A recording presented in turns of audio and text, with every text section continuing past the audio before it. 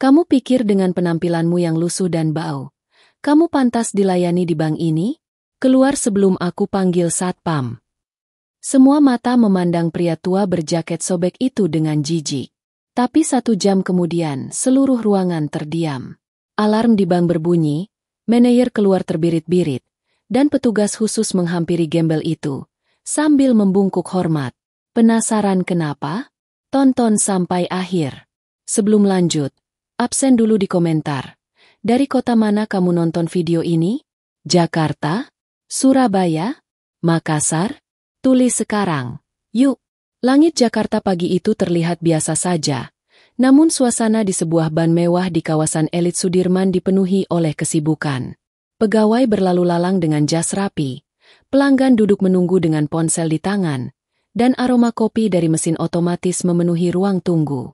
Semua terlihat normal. Hingga pintu kaca utama terbuka perlahan. Seorang pria tua melangkah masuk. Rambutnya putih tak terurus. Jaket kumalnya penuh tambalan. Dan celananya menggantung seperti warisan yang sudah lusuh. Sandalnya hampir putus. Wajahnya tak asing bagi siapapun yang pernah melihat para pengemis jalanan ibu kota. Tapi kali ini, ia tidak menadahkan tangan di lampu merah. Ia masuk ke ban berkelas. Detik itu juga, semua kepala menoleh. Beberapa pelanggan langsung menutup hidung. Seorang ibu menarik anak gadisnya menjauh. Pegawai bank saling bertukar pandang dengan tatapan curiga. Seorang satpam yang sedang mengatur antrean langsung menegakkan badan, lalu berjalan mendekati pria tua itu. "Pak, ini bank, bukan tempat minta-minta.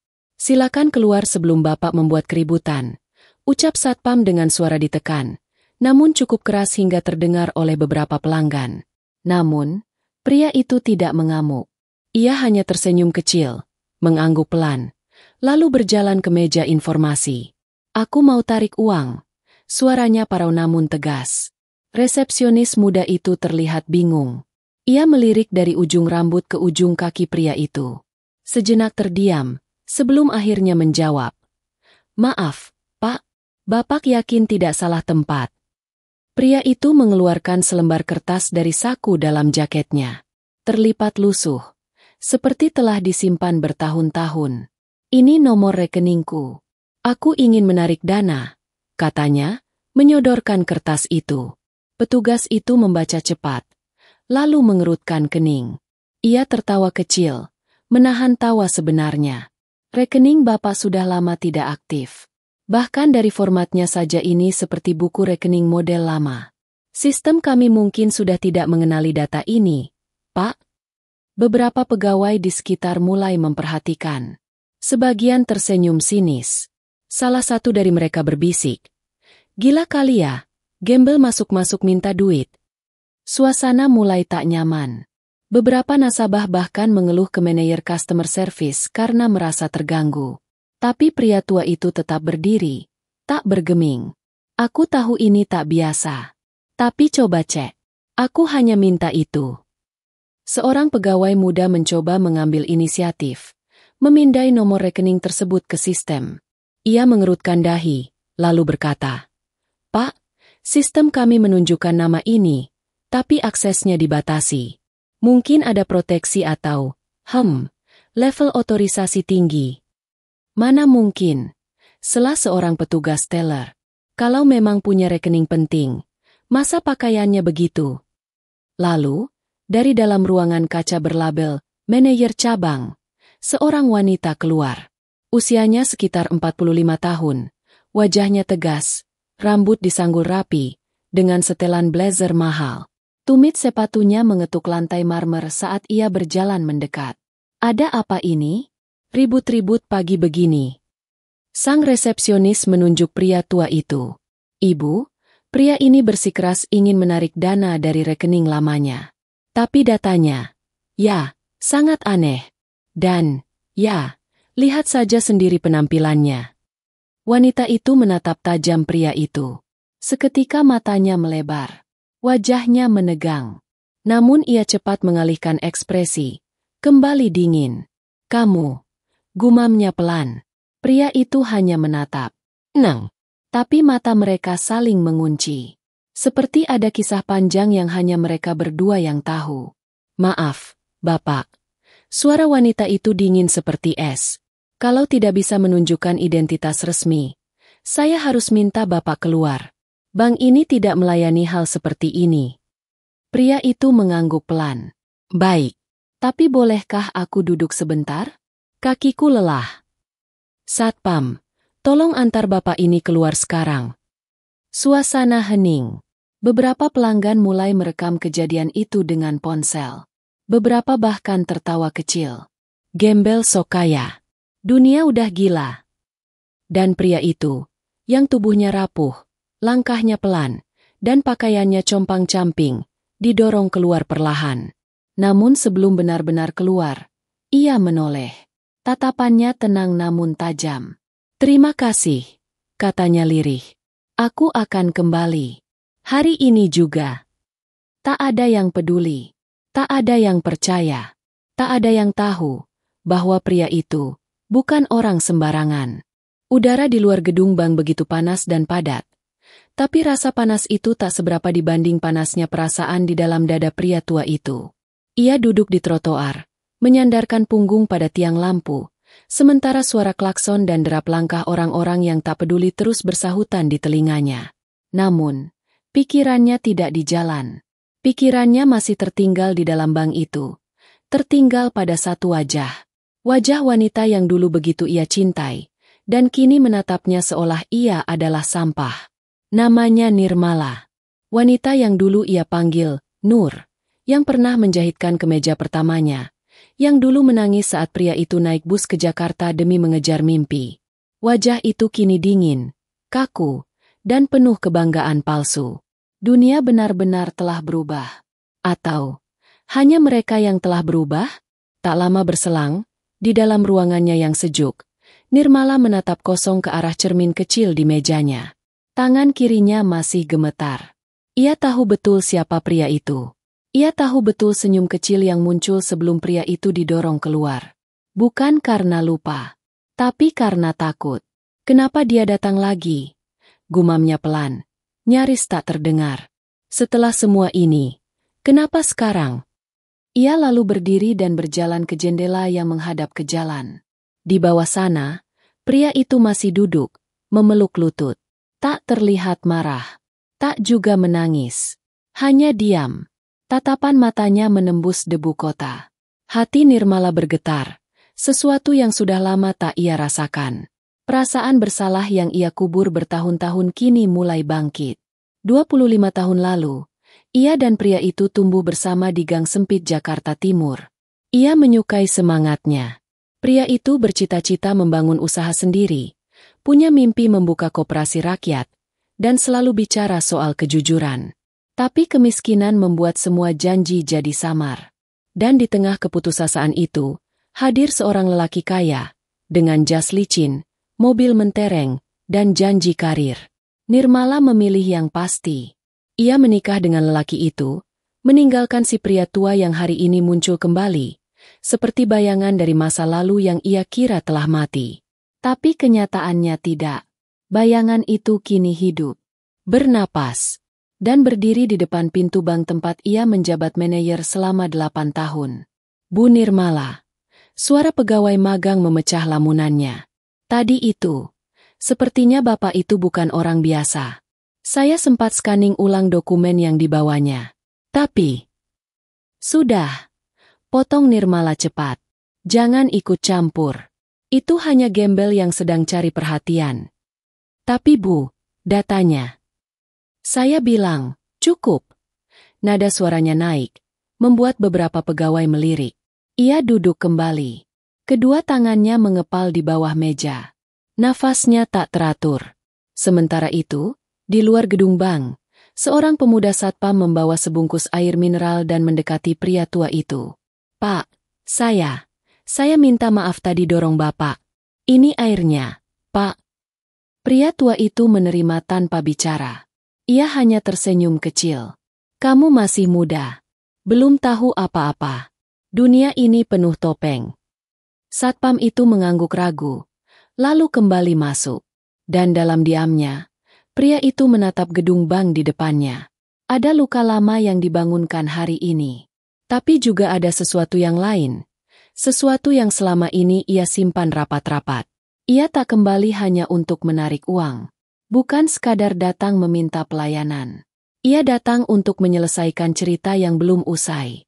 Dan semua dimulai dari tatapan mata mantan kekasihnya yang tak sudi mengakui siapa dirinya sebenarnya. 25 tahun lalu, di sebuah gang kecil di kawasan Jakarta Timur, kehidupan berjalan dengan sederhana, tapi penuh makna. Di sanalah kisah pria tua itu bermula. Saat itu, ia masih muda, gagah, dengan tangan kasar karena kerja keras dan mata yang penuh harapan. Namanya Ragil. Seorang pemuda yang hidup dari hasil memperbaiki sepeda dan menjual barang bekas. Ia tidak punya banyak, tapi ia punya satu hal yang mahal, kejujuran dan mimpi besar. Setiap pagi, sebelum matahari muncul, Ragil akan berjalan ke rumah kontrakan kecil di ujung gang. Di sana, seorang gadis muda sudah menunggu sambil menanak nasi di dapur bambu. Namanya Nirmala. Gadis manis berambut panjang, berhati lembut, dan selalu menatap Ragil dengan tatapan yang membuat semua letih terasa hilang. Kalau usaha kamu sukses nanti, kamu masih mau ingat aku, kan? Tanya Nirmala suatu pagi, sambil menyuapkan nasi hangat di atas piring kaleng. Ragil tersenyum, menatap gadis itu dalam-dalam. Aku nggak akan pernah lupa, Nur. Kalau nanti aku punya rezeki, aku mau buka usaha sendiri, biar kita nggak perlu kerja buat orang lain lagi. Aku mau kamu jadi istriku. Aku janji. Janji sederhana itu diucapkan di antara bau nasi dan suara ayam di gang kecil. Tak ada cincin, tak ada saksi. Hanya dua hati yang percaya bahwa cinta bisa menembus batas keadaan. Bertahun-tahun mereka berjuang bersama. Ragil bekerja siang malam, menabung sedikit demi sedikit. Nirmala tak pernah mengeluh, meski sering makan hanya dengan tempe dan garam. Mereka hidup miskin, tapi bahagia. Setiap malam mereka berbicara tentang masa depan, tentang rumah kecil dengan halaman, tentang punya kios sendiri, tentang hidup yang lebih layak. Namun takdir seringkali datang lewat jalan yang tak disangka. Suatu hari, seorang lelaki asing datang ke bengkel sepeda tempat Ragil bekerja. Pakaiannya rapi, jam tangannya mengilap, mobilnya terparkir di luar. Namanya Anton Wijaya. Seorang pengusaha yang baru saja membuka cabang perusahaan logistik di Jakarta Timur. Ia butuh orang jujur untuk menjadi sopir pribadinya. Ragil direkrut karena dianggap rajin dan bisa dipercaya. Di awal, semuanya baik-baik saja. Ragil bekerja keras, sering pulang larut malam. Tapi sejak saat itu, jarang ia bisa menemui Nirmala. Dan di sela-sela kesibukan Ragil, Nirmala tanpa sadar mulai sering bertemu Anton, atasan Ragil sendiri. Lelaki itu punya tutur halus, suka memberi hadiah kecil, dan pandai membuat wanita merasa dihargai. Nirmala yang polos tak pernah menyangka bahwa perhatian itu bukan sekadar kebaikan. Hingga suatu malam, Ragil datang membawa kabar besar. Ia berhasil menabung cukup untuk menyewa kios kecil dan ingin melamar Nirmala secara resmi. Tapi ketika ia sampai di rumah gadis itu, ia melihat sesuatu yang membuat dadanya hancur. Di depan rumah, ada mobil hitam yang ia kenali betul, mobil Anton. Dari dalam, keluar Nirmala, dengan pakaian rapi dan wajah bingung. Ragil menatap tak percaya. Dan di belakangnya, Anton menyusul turun, tersenyum sambil menepuk bahu Ragil seolah-olah tak terjadi apa-apa. Ragil, kata Nirmala dengan suara pelan. Aku sudah bertunangan. Ragil tak menjawab. Ia hanya menatap mata wanita itu lama, seolah berharap semua ini hanya mimpi buruk. Jadi, janji kita di gang kecil itu cuma mainan, Nur? Air mata Nirmala jatuh. Aku cuma ingin hidup yang lebih baik. Aku capek miskin. Kata-kata itu menampar Ragil lebih keras daripada apapun. Ia tak marah, tapi suaranya bergetar. Kalau begitu, semoga kau bahagia, Nur. Aku cuma nggak sangka, yang kau buang bukan cuma aku, tapi juga semua harapan yang pernah kita tanam. Malam itu, Ragil pergi tanpa menoleh lagi. Ia meninggalkan kota, meninggalkan semua yang pernah ia perjuangkan. Ia pergi sejauh mungkin, membawa luka yang tak sembuh oleh waktu. Ia belajar diam, belajar menerima, dan mulai dari nol di tempat lain. Tapi satu hal yang tak pernah ia buang, janji untuk tak pernah membalas dendam. Hanya Allah yang ia jadikan saksi, bahwa suatu hari, kebenaran akan menemukan jalannya sendiri. Di sisi lain, Nirmala memang mendapatkan hidup lebih baik yang ia cari. Ia menikah dengan Anton, hidup bergelimang harta, bekerja di perusahaannya. Namun, di balik rumah megah dan baju mahal, hatinya tak pernah benar-benar tenang. Ia sering terbangun tengah malam, mendengar suara dari masa lalu, suara janji di gang kecil yang dulu ia patahkan sendiri. Kini, 25 tahun berlalu, pria yang dulu ia tinggalkan itu datang lagi, berdiri di depan matanya dalam wujud yang paling rendah, seorang gembel. Tapi kenapa tatapan matanya masih sama? Tatapan tenang, jujur, dan tajam. Tatapan yang dulu membuatnya jatuh cinta, dan kini membuatnya takut.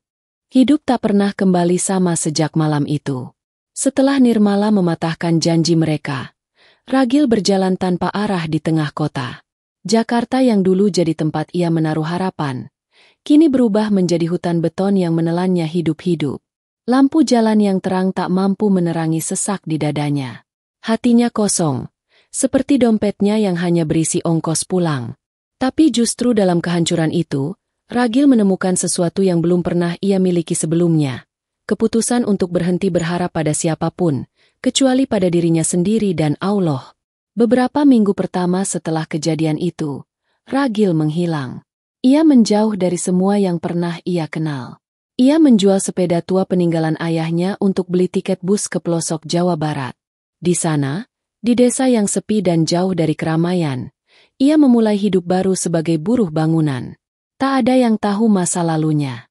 Tak ada yang tahu betapa dalam luka yang ia pendam. Setiap pagi, ia membawa cangkul ke ladang, memikul pasir ke proyek kecil di kampung. Malamnya, ia tidur di saung reot beratap bocor. Tapi satu hal yang tak pernah ia tinggalkan, buku catatan kecil tempat ia menulis semua mimpi-mimpi yang dulu ia bagi dengan Nirmala. Meski wanita itu telah mengingkari semuanya, Ragil tetap percaya pada nilai yang dulu ia yakini, bahwa kejujuran dan kerja keras tidak akan pernah sia-sia. Tahun-tahun pun berganti. Ragil tak lagi muda. Rambutnya memutih lebih cepat dari semestinya. Punggungnya mulai bungkuk karena terlalu sering memikul semen dan kayu. Tapi dalam diam, ia menyimpan sesuatu yang tak seorang pun tahu. Ia mulai menabung. Sedikit demi sedikit, dari hasil kerja kasar dan proyek-proyek kecil, ia menyisihkan uang. Ia tak menyewa rumah, tak membeli barang mewah, tak mengubah penampilannya. Ia hidup seperti rakyat jelata, tapi berpikir seperti seorang ahli strategi. Ketika orang lain menghabiskan gaji untuk kesenangan, Ragil menginvestasikan setiap rupiahnya. Ia belajar dari pengalaman masa lalu. Ia tahu, yang membuat orang jatuh bukan hanya kemiskinan, tapi kepercayaan yang salah tempat. Maka sejak saat itu, Ragil mempercayakan segalanya hanya kepada Allah dan pada nalarnya sendiri.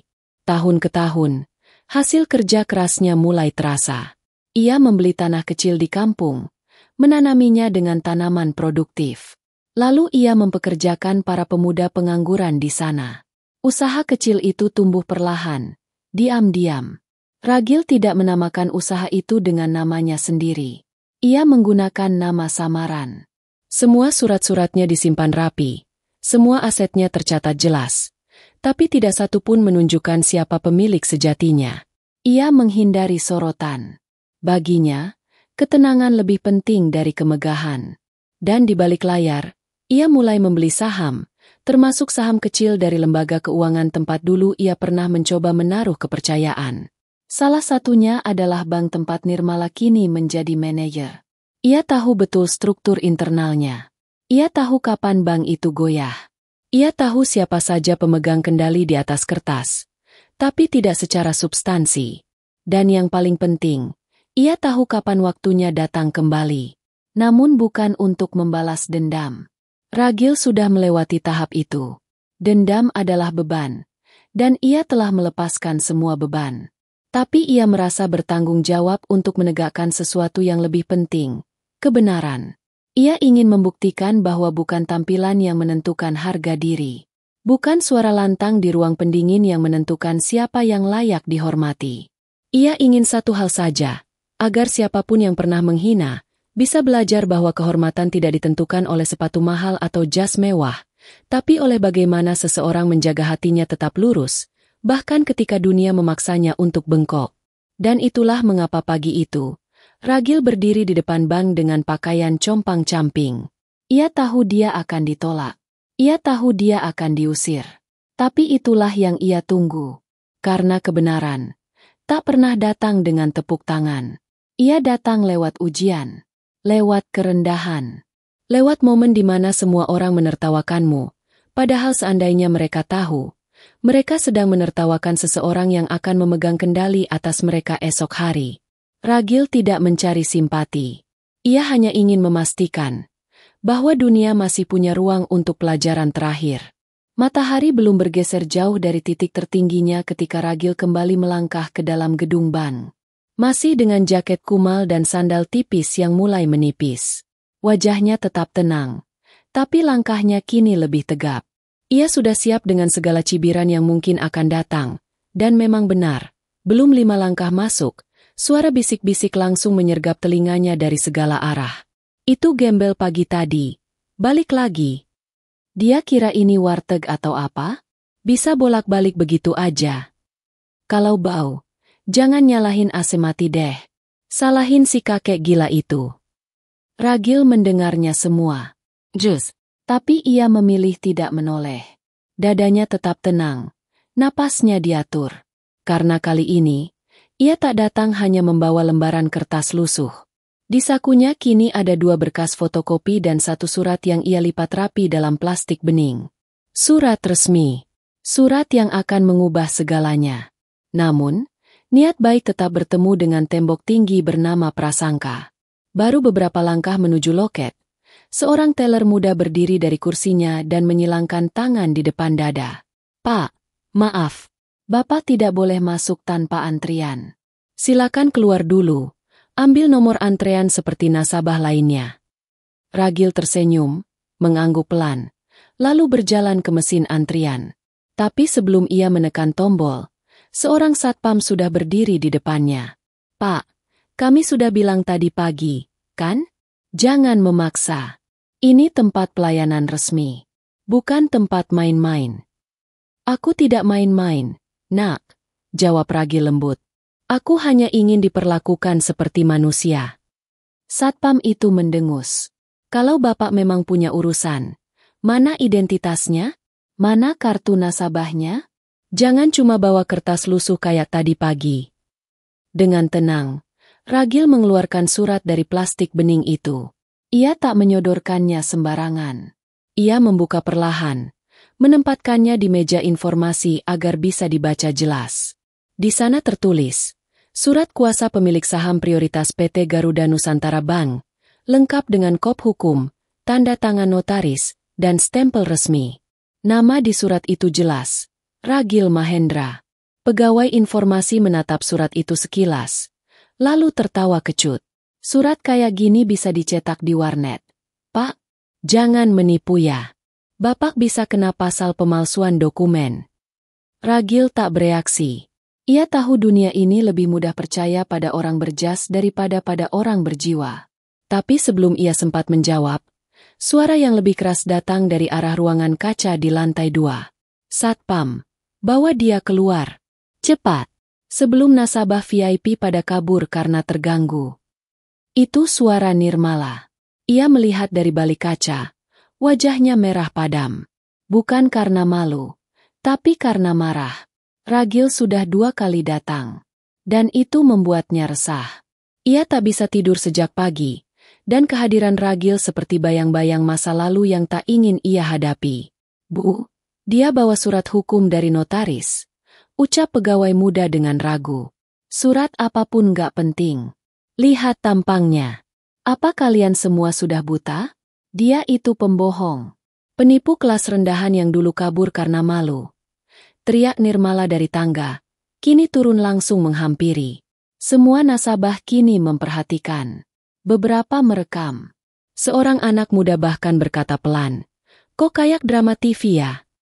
Nirmala berjalan cepat ke depan Ragil. Sepatunya berderap seperti palu penghakiman. Ia berdiri di hadapan Ragil dengan tangan di pinggang. Matanya membakar. "Kamu pikir kamu siapa? Datang-datang bawa kertas konyol. Lalu berharap kami menyembahmu? Kamu kira dunia ini butuh kamu?" Ragil menatapnya dengan mata yang sama seperti 25 tahun lalu. Mata yang dulu Nirmala cintai, dan kini ia benci karena mengingatkannya pada semua pilihan yang ia sesali. "Aku tak datang untuk dihormati," ucap Ragil pelan. "Aku datang untuk mengingatkan bahwa yang kau pijak hari ini bukan sepenuhnya milikmu." "Omong kosong," hardik Nirmala.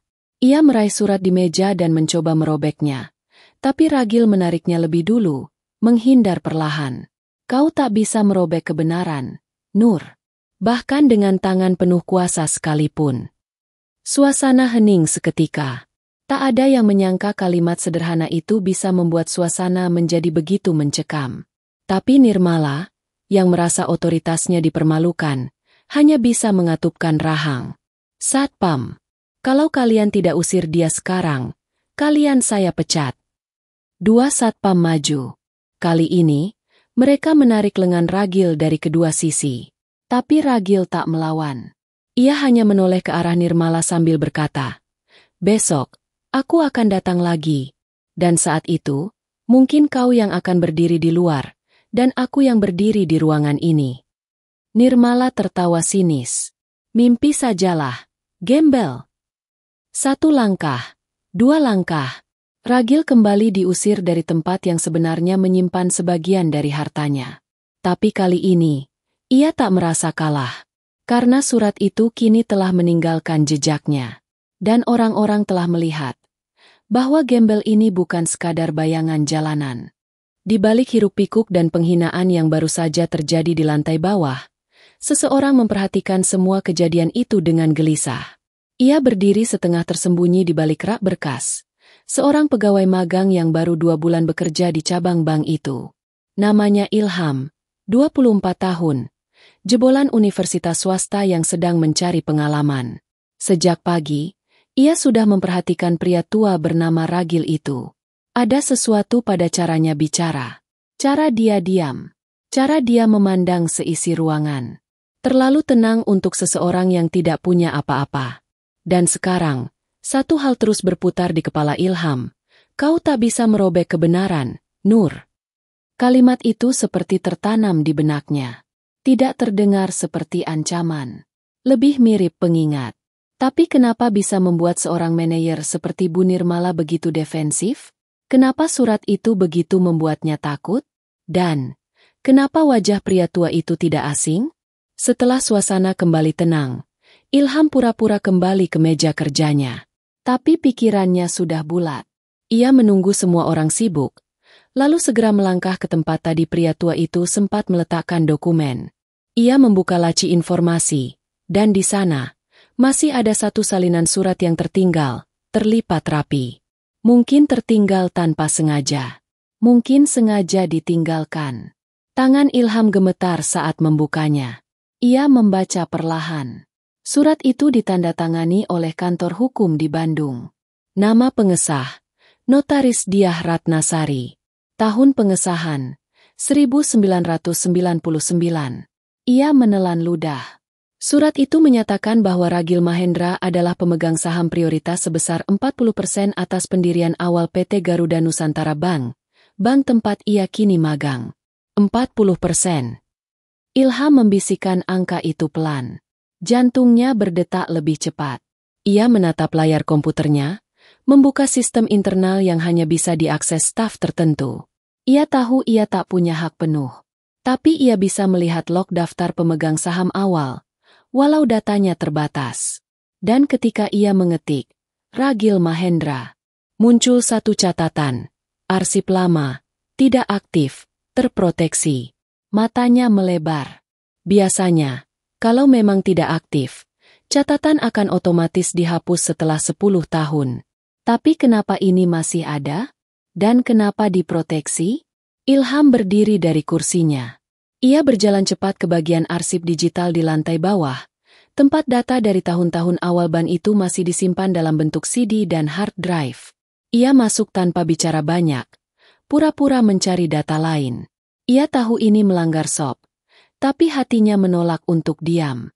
Setelah menggali file dari drive tahun 2000-an, ia menemukan nama itu lagi, Ragil Mahendra. Tapi kali ini lebih jelas. Ada surat pengesahan, surat setoran modal awal, dan yang paling mengejutkan, dokumen pengalihan saham sementara ke badan hukum tidak bernama, dengan status dibekukan, menunggu pencairan kembali oleh pemilik sah. Ilham terduduk lemas. Ia menatap layar tanpa berkedip. Ini bukan delusi. Bukan permainan orang gila. Pria tua yang tadi diusir dan dihina seperti sampah adalah pemilik asli bank ini. Atau setidaknya, salah satu pendirinya. Namun bagaimana bisa? Kenapa tidak ada yang tahu? Kenapa manajer seperti Bu Nirmala bisa bertindak seolah-olah lelaki itu tak ada artinya? Seketika, semua potongan mulai menyatu di kepala Ilham. Tatapan Ragil yang tenang. Surat dari notaris. Reaksi panik Bu Nirmala. Dan sistem internal yang menyimpan namanya dalam status beku. Ilham berdiri, mendadak gelisah. Ia tahu, informasi ini bukan sembarangan. Salah langkah, ia bisa kehilangan magangnya. Tapi diam juga bukan pilihan. Ia harus memberitahu seseorang. Tapi kepada siapa? Ia menghubungi atasannya di bagian compliance, dengan dalih ingin mengkonfirmasi data nasabah aneh. Pria di seberang sana hanya menjawab dengan nada malas. Sudah, itu pasti pemalsuan. Jangan terlalu peduli. Tapi Ilham tak menyerah. Ia kirimkan email rahasia, berisi foto dokumen, ke kantor pusat. Bukan untuk membuat keributan, tapi untuk meminta klarifikasi hukum. Ia tahu, kalau ini benar, maka bukan hanya satu cabang yang akan terguncang. Seluruh sistem bisa terbalik. Dan hanya butuh waktu beberapa menit setelah email itu terkirim. Server sistem pusat mulai menunjukkan notifikasi merah. Ilham yang masih duduk di ruang arsip melihat layar komputer berkedip. Akses data berubah. Nama Ragil Mahendra kini muncul dengan status dalam proses reaktivasi. Seseorang di atas sana, entah di kantor pusat atau mungkin lebih tinggi, baru saja menerima kenyataan besar. Fakta yang telah lama dikubur, kini menggeliat bangkit dari dalam tanahnya. Dan ketika kebenaran mulai terkuak, maka tak akan ada yang bisa menghentikannya. Beberapa detik setelah Ilham menekan tombol kirim dalam emailnya ke pusat, ia mengira hidupnya akan berjalan biasa saja. Tapi ia salah besar. Karena dalam dunia yang diatur oleh data dan sistem, satu pesan kecil bisa menggeser fondasi yang selama ini dianggap tak tergoyahkan. Ilham masih duduk di ruang arsip ketika layar komputer menampilkan notifikasi. Sinkronisasi data prioritas. Rekening lama terdeteksi. Ia menatap layar tanpa berkedip. Tak lama kemudian, lampu indikator jaringan berkedip cepat. Proses sinkronisasi yang biasanya hanya terjadi jika ada audit besar, kini berjalan otomatis. Dan bukan hanya di satu titik, tapi langsung terhubung ke pusat.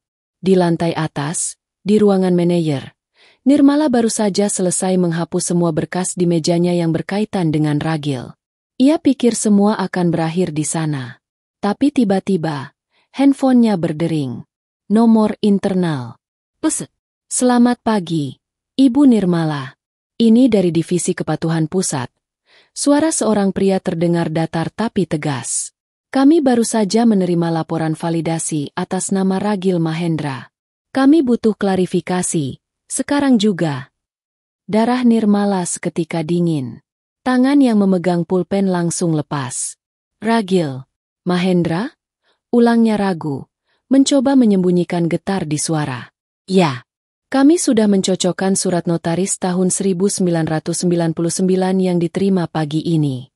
Tanda tangan dan capnya valid. Data arsip asli kami cocok.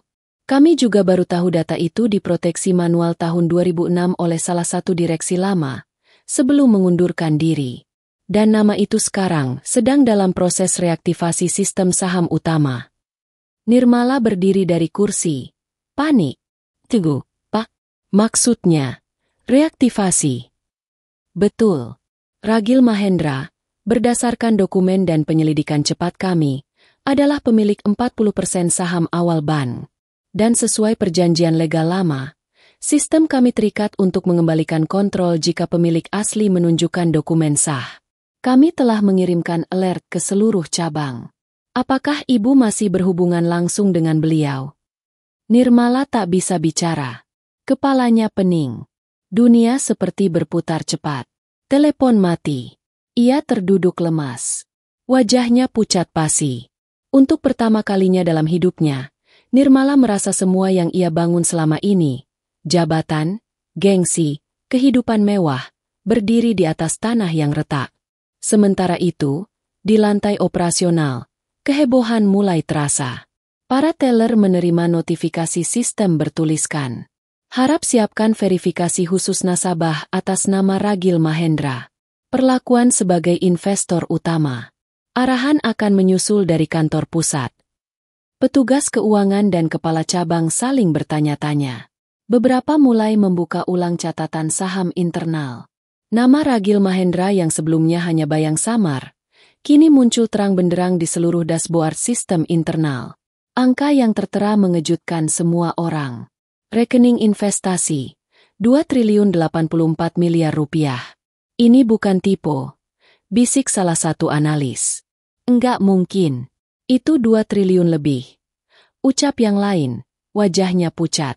Suasana kantor yang tadinya penuh rutinitas kini berubah menjadi ladang ketakutan. Pegawai sibuk membisiki satu sama lain. Ini yang tadi diusirkan. Yang disebut gembel itu. Gila, dia pemilik bank kita. Triliunan.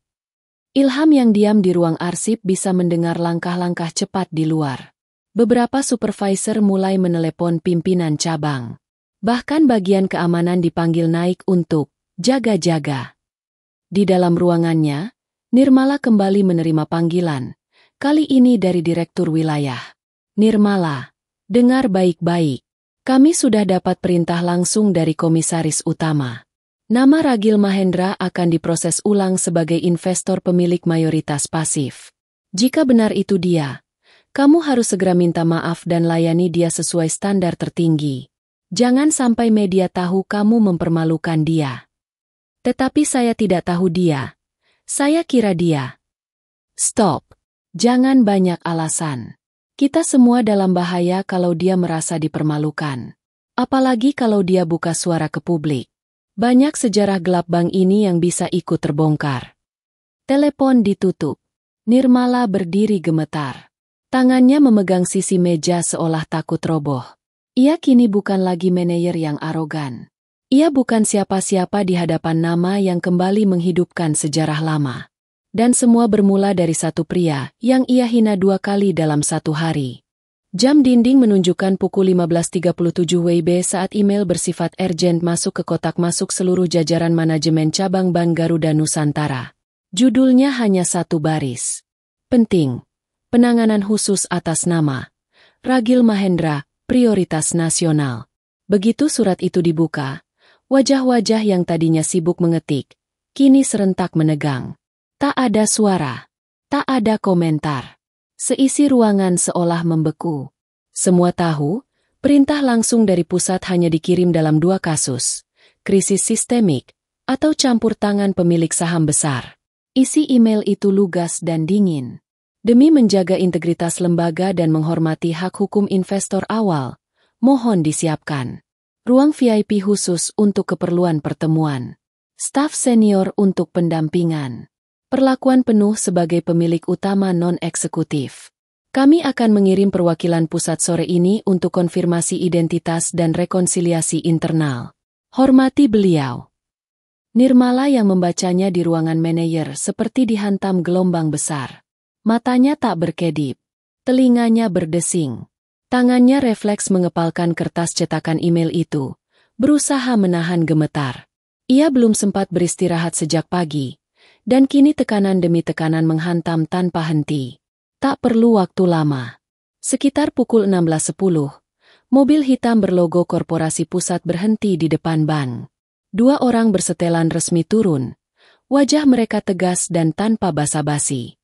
Petugas resepsionis bahkan belum sempat menyambut ketika mereka langsung berjalan menuju meja informasi. "Siapa yang bertanggung jawab atas cabang ini?" tanya pria berjas biru tua. Suaranya berat dan jelas. Saya, Pak Nirmala," jawab sang manajer dengan suara parau, keluar dari ruangannya sambil menunduk. "Kami dari Komite Pemantauan Saham Khusus. Kami ingin konfirmasi keberadaan Bapak Ragil Mahendra. Di mana beliau sekarang?" Nirmala tak bisa langsung menjawab. Kerongkongannya kering. "Beliau, tadi siang di sini, Pak. Tapi sudah diusir." Pria itu berhenti, menatap tajam. "Diusir?" "Bukan, maksud saya, terjadi kesalahpahaman. Kami tidak tahu. Dan karena ketidaktahuan itu, Anda bertindak sewenang-wenang terhadap pemegang saham aktif dengan nilai 2 triliun rupiah. Potong pria itu, tak memberi ruang pembelaan. Nirmala ingin bicara. Tapi apa yang bisa dikatakan? Ia tahu betul wajah lelaki itu. Ia tahu sejarahnya. Tapi ia memilih lupa. Memilih membutakan diri. Dan sekarang, semua itu menghantam balik. Ilham, yang melihat dari balik meja arsip, hanya bisa menatap dengan jantung berdegup keras. Ia tak menyangka email kecil yang ia kirim pagi tadi kini berubah jadi badai yang menampar struktur bank dari dalam. Namun satu sisi dalam dirinya merasa lega. Ada bagian dari hatinya yang percaya, kebenaran memang harus dibela, meski ia hanya pegawai magang. Pimpinan delegasi dari pusat meminta ruangan khusus disiapkan. Dalam waktu 30 menit, ruang rapat eksekutif yang biasanya hanya dipakai menerima tamu luar negeri, kini dibereskan dengan tergesa-gesa. Taplak meja diganti, air mineral premium ditaruh, bahkan lilin aromaterapi dinyalakan. "Kalau beliau datang, jangan buat kesalahan lagi," kata salah satu perwakilan pusat, tajam. "Sekali lagi kalian mempermalukan beliau, kalian tidak hanya kehilangan pekerjaan. Nama baik bank ini bisa tercoreng di tingkat nasional." Di luar, Nirmala mencoba menghubungi Ragil melalui nomor yang didapat dari pengawasan CCTV. Ia mengutus Ilham yang tadi pagi sempat memberinya air minum untuk mencari tahu keberadaan pria itu. Ilham ragu, tapi tak bisa menolak. Di sela kepanikan, suasana kantor seperti medan perang. Beberapa staf mulai berbisik di pojok, bertanya-tanya. "Ini pria itu, benar-benar pemilik bank? Kenapa bisa nggak ada yang tahu? Gila, dia ditolak 2 kali, dan kita semua diam." Beberapa bahkan mulai takut terkena imbas. Wajah-wajah yang tadi menertawakan Ragil, kini berubah pucat. Seorang teller wanita yang tadi mengejek penampilan Ragil kini duduk menunduk, tak sanggup menatap siapapun.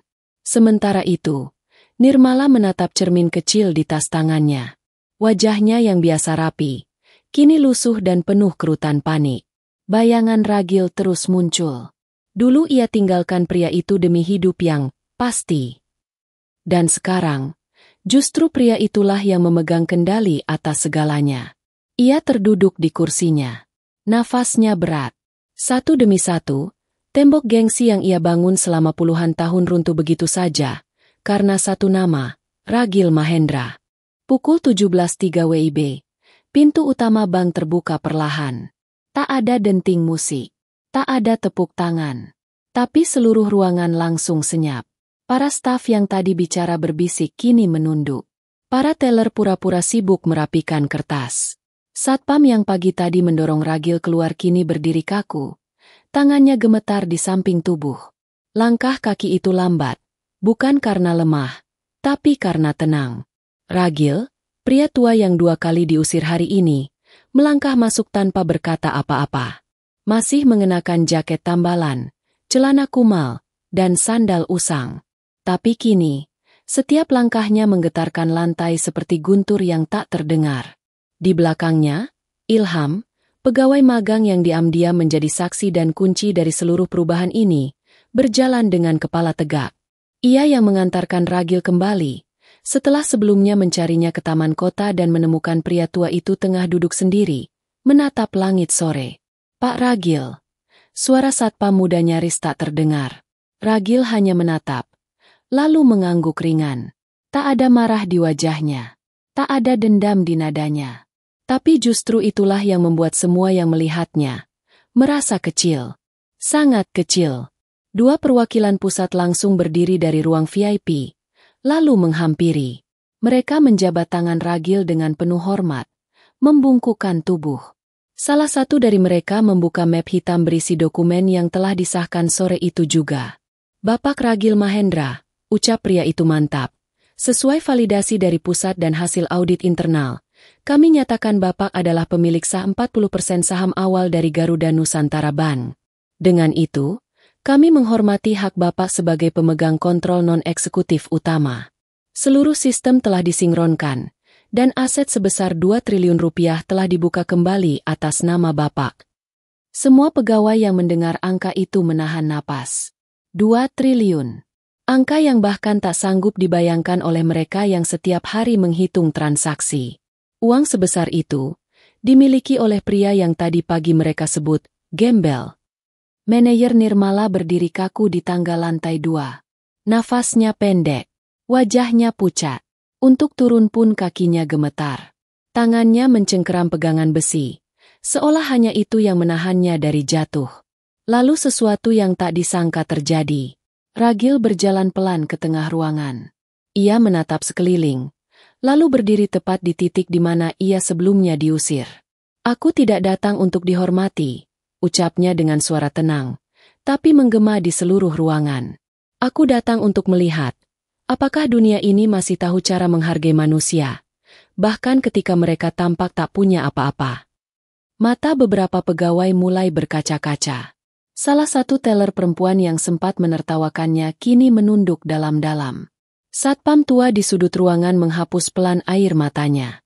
Dan Ilham berdiri terpaku, tak percaya bahwa dirinya menjadi saksi dari hari bersejarah ini. Lalu, semua orang berdiri, tanpa dikomando. Satu persatu staf menunduk. Satpam, teller, pegawai keuangan, resepsionis. Semua berdiri diam dengan kepala tertunduk. Bukan karena takut, tapi karena malu. Dan dari tangga, dengan langkah yang berat, Nirmala akhirnya turun. Ia berjalan pelan, menahan getar di lututnya, lalu berhenti tepat di depan Ragil. Wajah yang dulu pernah ia sakiti. Wajah yang dulu penuh harapan padanya. Kini berdiri di depannya, sebagai sosok yang lebih besar dari apapun yang pernah ia bayangkan. "Ragil." Suaranya nyaris tak keluar. "Maafkan aku." Ragil menatapnya. Tak ada kemarahan di sana. Hanya tatapan yang dalam, tua, dan penuh luka yang sudah lama sembuh. "Aku tidak datang untuk membalas," ucap Ragil pelan. "Aku datang untuk menunjukkan bahwa luka tak perlu dilampiaskan. Cukup disembuhkan. Dan kau, Nur, sudah jadi bagian dari proses itu." Air mata Nirmala jatuh. Ia tak kuat menatap lama. Tubuhnya bergetar. Dulu, ia memilih meninggalkan lelaki itu demi pria kaya yang menjanjikan kehidupan nyaman. Tapi kini, pria yang ia tinggalkan datang kembali. Bukan untuk meminta kembali cintanya, tapi untuk menunjukkan bahwa ia bisa berdiri jauh lebih tinggi tanpa menginjak siapapun. Perwakilan pusat mengangguk pelan kepada Ragil. "Kami siap melakukan proses penandatanganan hak akses, Pak. Tapi semua menunggu perintah Bapak. Bank ini siap untuk kembali ke tangan pemilik aslinya." Ragil menarik napas dalam-dalam. Ia memejamkan mata sejenak. "Aku ingin satu hal," katanya. "Semua pegawai di cabang ini harus mendapat pelatihan ulang tentang etika dan rasa hormat. Bukan untuk membuat mereka takut, tapi agar mereka tak mengulangi hal yang sama pada orang lain." Semua terdiam. Tidak ada yang berani membantah. Semua tahu, pria tua yang berdiri di depan mereka telah menjadi simbol bahwa kebenaran akan selalu menemukan jalannya, tak peduli seberapa lama ia dikubur. Semua sudah selesai, setidaknya, itulah yang dipikirkan orang-orang di dalam ruangan itu. Tapi belum untuk Ragil.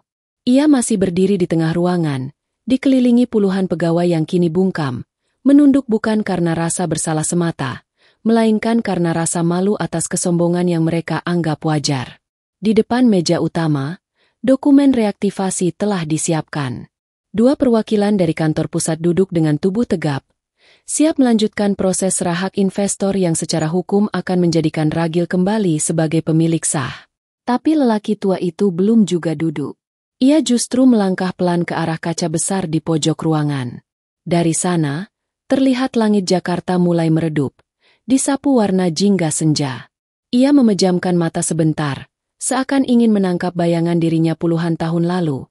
Pemuda yang pernah dipatahkan di kota ini, kini berdiri lagi, di tempat yang sama, dengan luka yang berubah jadi kekuatan. Ragil membuka mata, lalu berbalik menghadap semua yang menantinya. Aku tahu banyak dari kalian bertanya-tanya, kenapa aku datang dengan pakaian seperti ini? Kenapa aku tidak pakai setelan jas, tidak naik mobil mewah, dan tidak datang dengan pengacara? Ucapnya pelan namun menggema. Karena, aku ingin kalian semua melihat kebenaran dalam bentuk paling rendah, paling lemah, agar kalian tak lagi mengukur manusia dari penampilan. Nirmala menunduk makin dalam. Air matanya mengalir, tanpa bisa dibendung. Dulu, aku pernah ditertawakan karena miskin, lanjut Ragil. Aku kehilangan cinta, kehilangan harga diri, dan kehilangan masa depan karena dianggap tak punya apa-apa. Tapi justru kehilangan itulah yang menyelamatkanku. Karena di saat semua pergi, aku belajar melihat siapa diriku, tanpa topeng. Salah satu staf perempuan yang sejak awal mengejek Ragil kini menangis pelan. Suasana ruangan berubah jadi beku, sunyi yang bukan karena takut, tapi karena tersentuh. Perwakilan pusat membuka map dan menyodorkan pulpen. Pak Ragil, jika Bapak siap, mohon ditandatangani berkas ini. Setelah ini, seluruh sistem akan memperbarui status Bapak sebagai pemegang pengendali pasif. Bank ini akan kembali mengakui Bapak sebagai figur utama dalam struktur awal pendirian. Ragil menatap dokumen itu. Ia mengangguk, lalu mengambil pulpen. Tapi bukannya langsung menandatangani, ia malah membuka map itu, dan merobek lembar pertama perlahan-lahan. Semua orang menatap, tercengang. Bahkan perwakilan pusat tak menyangka. Pak, ini. Aku tidak mau memiliki tempat ini kembali, ucap Ragil dengan tenang. Ruangan mendadak hening. Wajah-wajah bingung menatap satu sama lain. Aku sudah terlalu jauh berjalan untuk kembali menjadi pengendali atas sesuatu yang dulu pernah kulepaskan. Kekayaan bukan lagi tujuanku.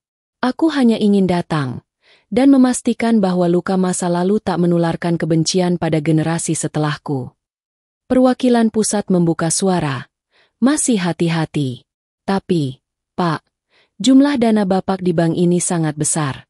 Kami tak bisa menahan jika Bapak tak mengambilnya. Aku tidak menolaknya, jawab Ragil. Tapi aku tak akan mengambil semuanya untuk diri sendiri. Ia lalu mengeluarkan secari kertas dari sakunya. Surat yang telah ia tulis sejak lama. Di dalamnya tertulis nama-nama, yayasan, rumah anak yatim, panti jompo, dan beasiswa pendidikan untuk anak-anak desa tempat ia tinggal selama puluhan tahun terakhir. Bahkan nama Ilham, pegawai magang yang tanpa pamrih menyelidiki dan membela kebenaran, juga tercantum di sana. Sebagian akan kugunakan untuk hidup sederhana, seperti biasa. Sisanya, untuk mereka yang selama ini dilupakan. Suara Ishak mulai terdengar. Seorang staf laki-laki menutup wajahnya. Ilham menatap Ragil dengan mata berkaca-kaca. Tak percaya namanya tercantum di antara barisan amal. Nirmala melangkah maju. Lututnya lemah, lalu berlutut di hadapan Ragil. Aku tak layak diampuni. Aku tinggalkan kau demi dunia yang sekarang menertawakanku. Aku bukan apa-apa dibandingkan dirimu sekarang. Ragil memegang bahunya. Nur, aku tidak pernah membencimu. Dulu aku kecewa. Iya, tapi kalau kau tak meninggalkanku saat itu, mungkin aku tak akan jadi diriku hari ini. Jadi terima kasih. Tangisan pecah. Nirmala menunduk makin dalam. Kata, terima kasih, yang ia terima dari seseorang yang pernah ia injak harga dirinya, terasa lebih menyakitkan daripada makian manapun. Sore itu, Ragil tak menandatangani sebagai penguasa. Ia menandatangani sebagai pelayan. Sebagai pengingat bagi semua yang menyaksikan, bahwa kekuatan sejati bukan datang dari balas dendam, tapi dari kemampuan untuk tidak membalas sama sekali. Ketika ia melangkah keluar dari ruangan, matahari telah hampir tenggelam. Warna langit keemasan menyinari wajahnya yang tenang. Dan untuk pertama kalinya, seluruh pegawai, tanpa terkecuali, berdiri dan bertepuk tangan. Bukan karena takut, tapi karena hormat. Tulus.